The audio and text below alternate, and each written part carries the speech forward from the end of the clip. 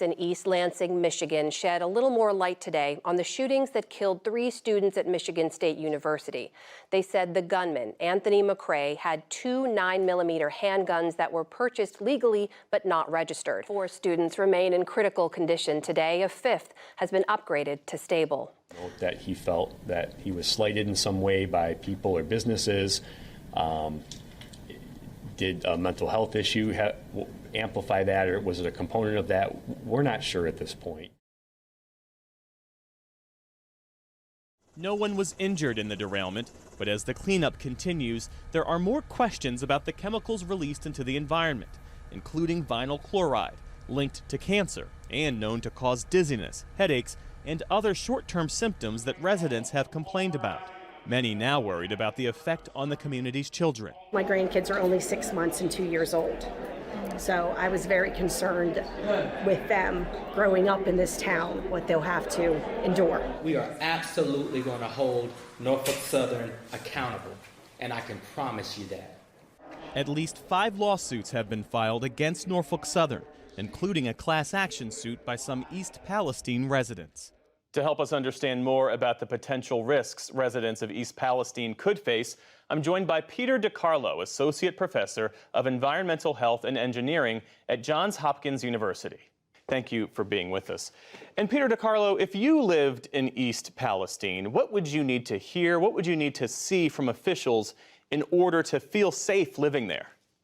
So I think ultimately, given the public information available, I wouldn't feel comfortable moving back quite yet.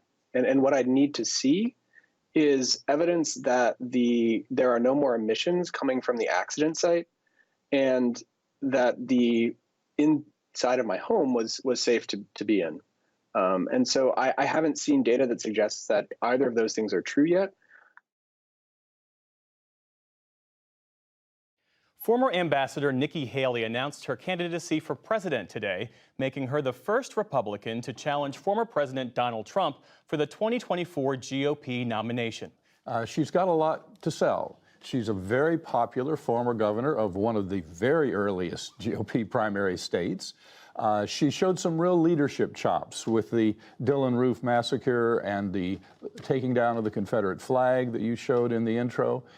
She's one of the very few people who went into the Trump administration and emerged with an enhanced reputation, and in the process got some foreign policy experience. How does Nikki Haley confront, navigate, or sidestep entirely the Trump factor? It is a challenge, and it will be a challenge for every one of the candidates or potential candidates as they go forward. One thing is clear, Jeff, you cannot run for a GOP nomination in 2024 by running against Donald Trump. The Republican Party is split into 3 factions. There's a never Trump faction, but that's only about 10% of the party. There's an always Trump faction, a group of people who will walk through a wall of flame for him and will follow him anywhere, including in a independent candidacy against, say, a Ron DeSantis or a Joe Biden. 28% of Republicans would vote for him, which would put a Democrat in the White House.